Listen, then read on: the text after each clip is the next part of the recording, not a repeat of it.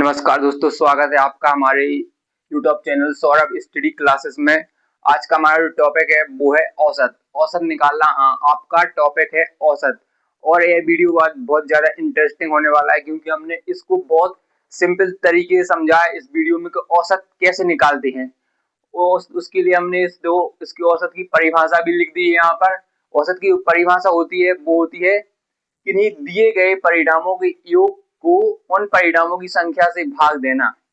और नीचे इसका सूत्र भी लिखा है। आपने किसी क्रिकेट मैच में किसी बल्लेबाज द्वारा बनाए गए रन का एवरेज या औसत सुना होगा, और उसके अलावा आपने कक्षा में पास हुए बच्चों का एवरेज भी सुना होगा। हाँ, तो हमारे जहन में एक सवाल उठता है कि औसत निकालते कैसे हैं। उसके लिए हमने यूट्यूब पर एक वीडियो बनाया है, उसको हम बहुत सिंपल तरीके से बता रहे हैं आपको कि औसत निकालते कैसे हैं। जैसे कि इसका अभी हमने सूत्र बताया था कि औसत बराबर होता है कुल परिणामों का योग अपॉन बटे कुल परिणामों की संख्या। हाँ, अब जब हम कुल परिणामों के योग में उन परिणामों की संख्या से भाग देते हैं तो औसत निकल आता है। उदाहरण के लिए किसी बल्लेबाज के 7 मैचों में रन इस प्रकार है।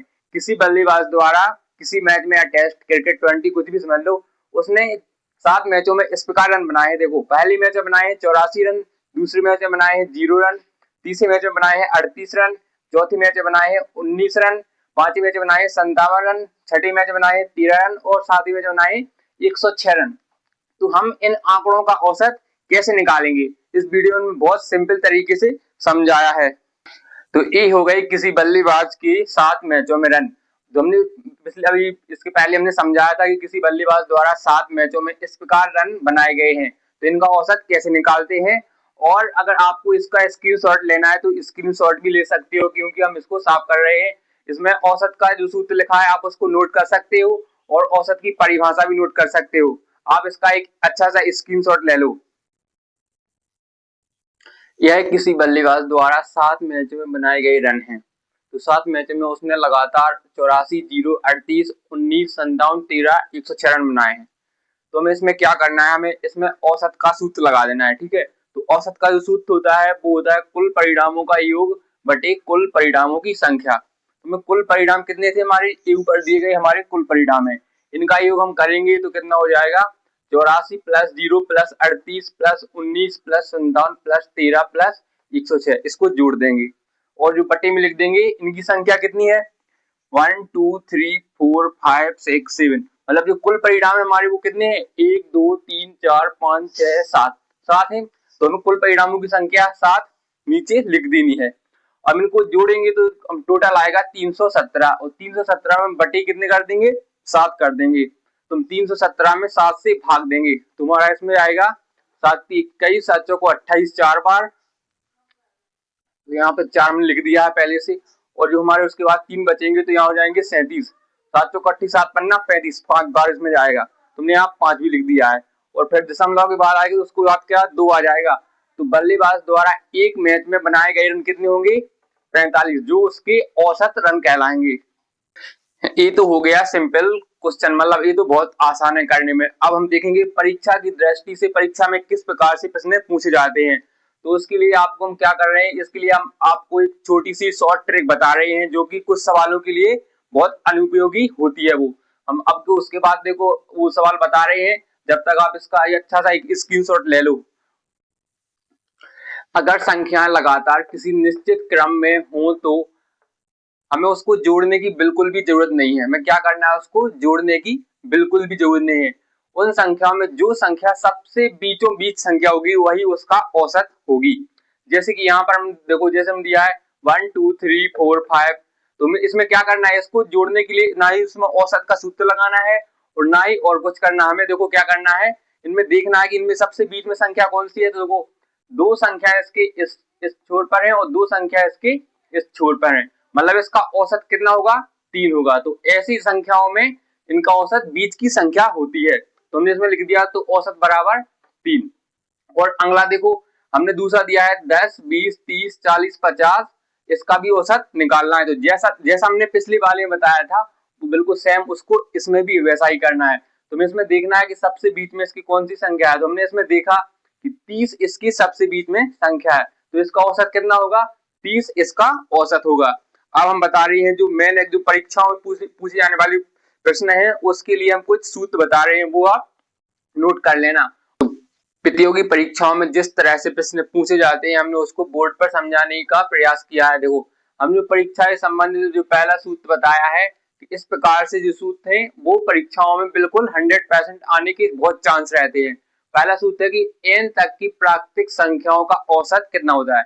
तो मैं यहाँ पे लिखा है n तक की प्राकृतिक संख्याओं का औसत होता है n+1/2।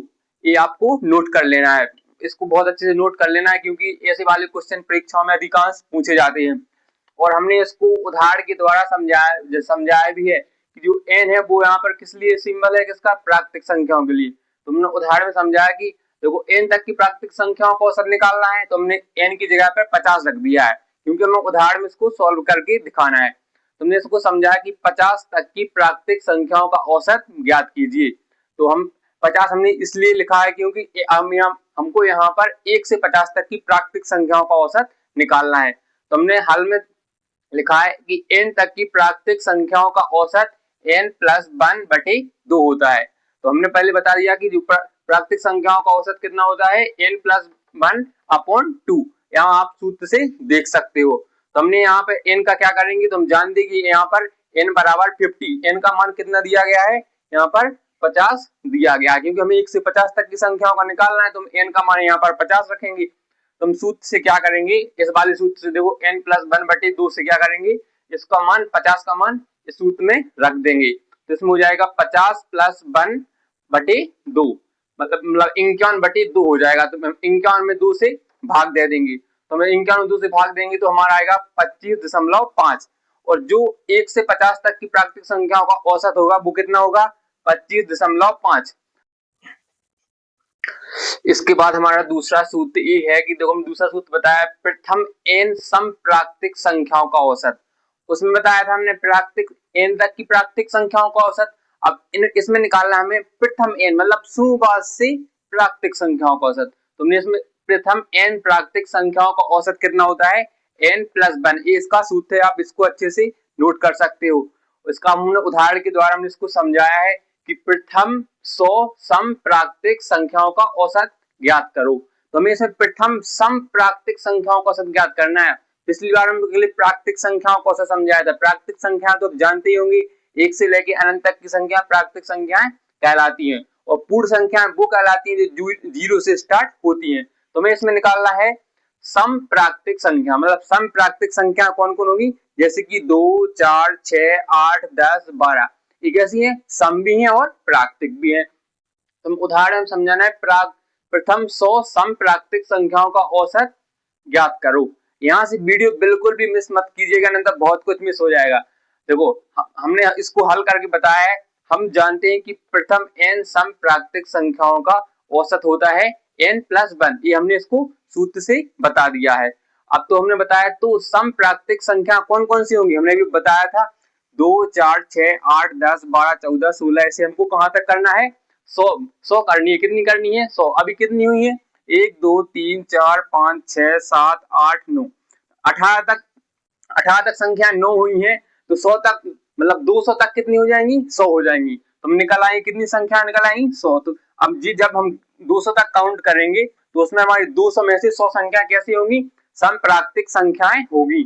तो सम प्राकृतिक संख्याओं की हमने क्या किया है, तो प्रथम 100 सम प्राकृतिक संख्याओं का औसत कितना होगा, n+1। तो यहाँ पे जो n है तो हम कितना मान रखना है, इसका 100 मान रख देंगे। और +1 में लिख देंगे +1।